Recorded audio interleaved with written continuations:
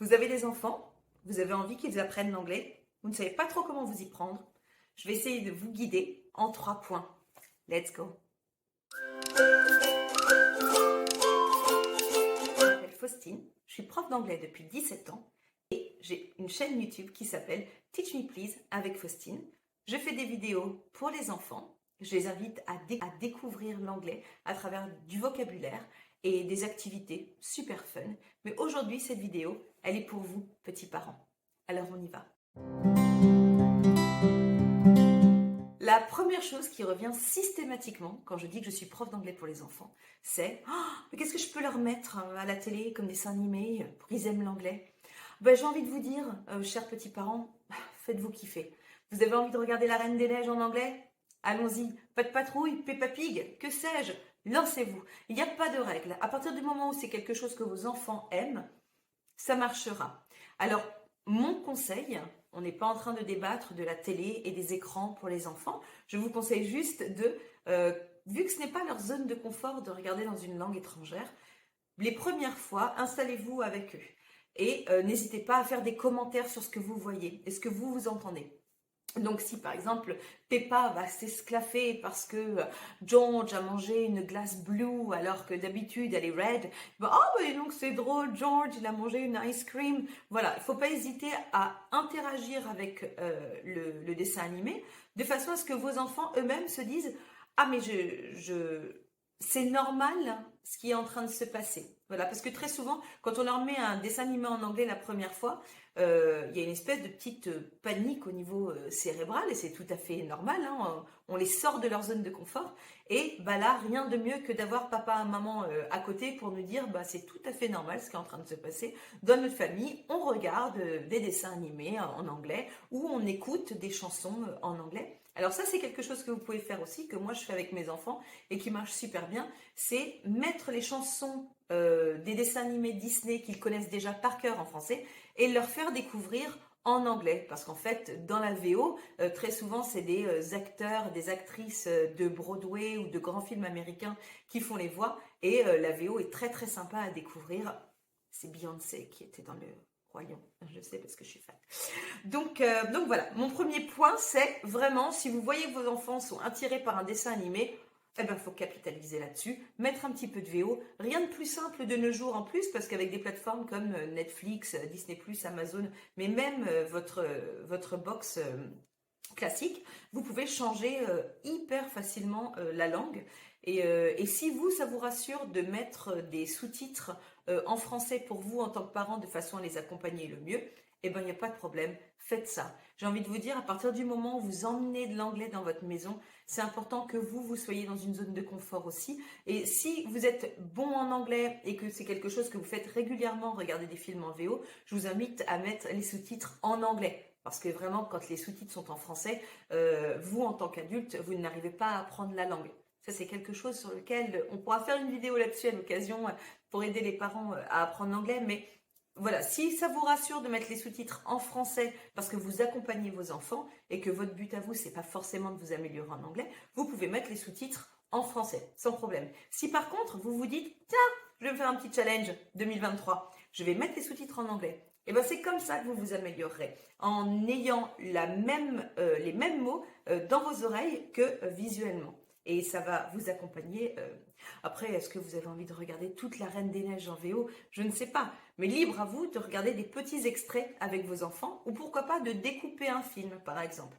Nous, c'est ce qu'on a fait à la maison. On a découpé Harry Potter, qu'elles connaissent déjà très bien, mes enfants connaissent ça déjà très très bien en français. Et donc, on le regarde en plusieurs parties. Étant donné qu'on connaît déjà l'histoire, voilà, on découvre Harry Potter en anglais avec les vraies voix des acteurs. Et ça, c'est vraiment un hit à la maison.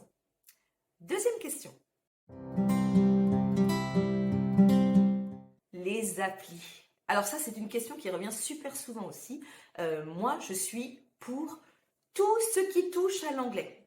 Je pense que dès lors qu'on peut démocratiser cette langue, je dis oui. Les Duolingo, les Kokoro, voilà, tout ce qui se fait en termes de technologie pour l'anglais, 1000 fois oui. N'hésitez pas, mais même pour vous personnellement, le faire avec vos enfants, ça peut être super sympa. Est-ce que c'est suffisant pour que nos enfants soient bons en anglais? Non. Mais en même temps, regarder des films en VO, ce n'est pas suffisant pour être bon en anglais. Parce qu'une langue, c'est multiple et c'est complexe. Et si vous n'avez qu'un seul canal pour l'apprendre, eh bien, les autres canaux sont un peu laissés à la dérive et ça ne marchera pas en fait. Voilà. Et c'est important d'être multifacette quand on apprend une langue. Mais après, dès lors que l'anglais rentre dans votre vie, que ce soit avec votre smartphone ou avec la télévision dont on a parlé tout à l'heure, pour moi, c'est toujours un point bonus. Ce qui est important à mes yeux, c'est d'aider votre enfant à trouver sa voie en anglais. Parce que dans ce genre de méthode, que ce soit la vidéo ou les Duolingo et autres applis qu'on retrouve, ce qu'on n'a pas, c'est de l'interaction, quoi. Voilà. Alors, on va essayer de prononcer, mais il n'y a personne pour nous checker. On va essayer d'entendre le mieux possible. Et c'est très souvent hyper ludique, puisqu'on essaye de retrouver des mots, et c'est très chouette. Mais encouragez dans ce cas-là vos enfants à parler et à dire, mais qu'est-ce que c'est que cette couleur? C'est blue, yeah. Qu'est-ce que c'est que cette couleur? C'est yellow. Et dès lors qu'ils vont entendre leur propre voix en anglais, qu'ils vont se familiariser, l'anglais deviendra plus vraiment une langue étrangère à leur corps, en fait. C'est tout bête, mais la raison pour laquelle les Français ont autant un accent fort quand ils parlent en anglais, c'est parce qu'on apprend, ou on apprenait, hein, pour ma génération qui a plus de 30 ans. On apprenait l'anglais à partir de la sixième et forcément notre larynx est bien plus développé que chez un enfant de maternelle. Et c'est un retour que j'ai des parents, de mes parents d'élèves dans mes classes, c'est que, oh là là, mes enfants, ils ont un super accent. Ben oui, puisqu'ils ont de l'anglais, ils utilisent leur voix anglaise toutes les semaines depuis leurs 3 ans, leurs 4 ans. Et quand ils en ont 8 ou 9, eh ben, ça s'entend que l'accent est là et que l'accent est bon. Et surtout qu'ils n'ont pas peur de former des phrases et pas peur d'entendre leur propre voix en anglais. Et on est souvent surpris, nous en tant qu'adultes, de se dire oh là là, j'ose pas parler en anglais, j'ose pas trop avoir l'accent. Voilà, les ados très souvent et les ados adultes ont peur de cet accent-là qu'ils ont en anglais parce qu'ils ont peur d'en faire trop ou peur de pas en faire assez, peur de pas être compris. Il faut dédramatiser tout ça déjà. Hein, à partir du moment où on parle une langue, eh ben c'est génial. On a un accent français, eh ben c'est super cute. Rien ne marche mieux sur les Britanniques que l'accent français. C'est vérifié par moi-même. D'accord? Donc, si vous avez un accent français, faites-vous plaisir, c'est pas un souci. Maintenant, si vous voulez que votre enfant ait un bel accent, eh ben, je vous invite à le faire parler encore et encore. Et pourquoi pas, quand vous écoutez en anglais un dessin animé ou que vous faites une activité sur une appli, l'inviter à prononcer à haute voix et à créer des petites phrases avec lui. Mais encore une fois, on est sur ce truc-là de il faut accompagner son enfant. Quand il est dans l'anglais, dans la découverte de l'anglais, le laisser seul avec juste cette appli, je ne pense pas qu'il y aura autant de résultats que s'il est accompagné par son parent. Et ça nous amène à la question 3. Dois-je parler en anglais avec mon enfant? Déjà, on ne doit jamais rien faire. Voilà, faites ce avec quoi vous êtes à l'aise. C'est à vous d'abord de vous sentir à l'aise avec l'anglais. Et là, je pense que ça va toucher une corde sensible pour beaucoup d'entre vous, parce que si vous êtes là en train de regarder cette vidéo, il y a deux profils complètement opposés. Soit j'ai en face de moi quelqu'un qui est bilingue, qui a vécu à l'étranger, qui a été expat pendant quelques années et qui maintenant veut que son enfant ait la même fibre pour l'anglais que lui-même. Soit au contraire, c'est tout l'opposé. J'ai en face de moi un parent qui panique par rapport à l'anglais, qui a sans doute de très mauvais souvenirs du collège et du lycée, qui est parfois bloqué dans son travail et qui se dit « Eh ben moi, je ne veux pas que mon enfant vive ça et je veux vraiment qu'il se sente à l'aise avec l'anglais. » Et c'est là où votre implication, en fait, elle est importante. C'est ce que je disais dans les 2 premières questions. C'est important d'accompagner son enfant. Et je pense que très souvent, pour vous, en tant que parent, quand vous étiez plus jeune, vous n'avez peut-être pas eu cet accompagnement de la part des professionnels qui auraient dû être là pour vous.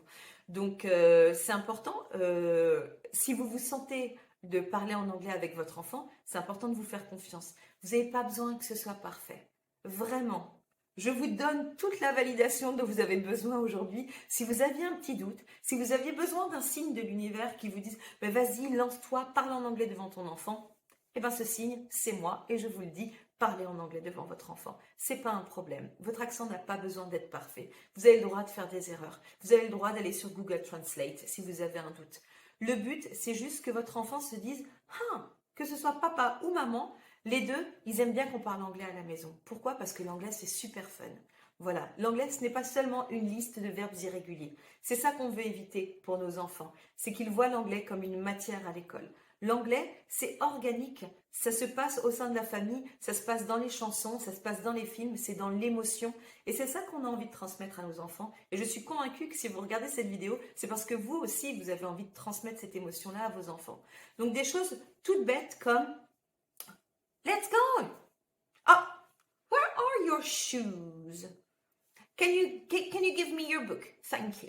Thank you, my darling. Des petites choses comme ça au quotidien. Des choses de rien du tout. Des choses comme on est en train de cuisiner. C'est comment c'est en anglais ça? Potatoes.